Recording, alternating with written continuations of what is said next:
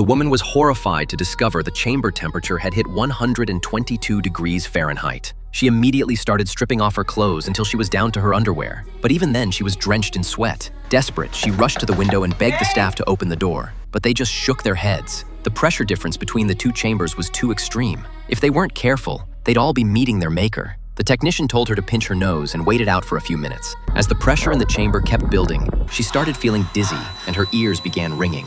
She tried to force the door open, but was too weak to manage it. Grabbing a wooden stick nearby, she started hammering away at the valve. It began to loosen, and once she removed the bolt, the staff helped her get the door open. A man quickly grabbed her arm and yanked her through. The second she was inside, she gulped down water like her life depended on it. She was absolutely parched. Once everyone had calmed down, the three of them started piecing together what had happened. Turns out this whole disaster was caused by a fire outside. All they could do now was sit tight and wait for rescue. But here's the kicker. There wasn't enough oxygen in there for all three of them. That's when the woman remembered there was an oxygen tank in the next chamber. She really didn't want to go back there unless she absolutely had to.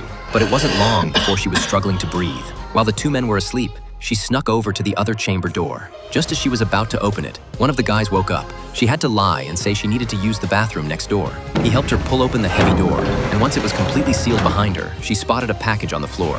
She was about to open it when she realized she needed to lock the door first. If those guys found out what she was up to, she'd be no match for them.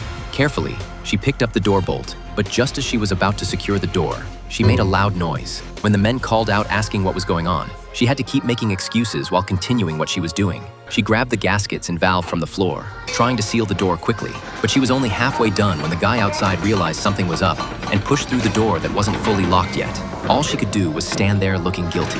When he came in and saw the oxygen tank in the package, he immediately knew what she'd been trying to pull. The two men were furious. What would happen to her now? Today's film recommendation is Cutterhead. I'm sorry I can only share this much due to copyright restrictions. If you're interested, feel free to search for the full movie. Thanks for watching and see you next time.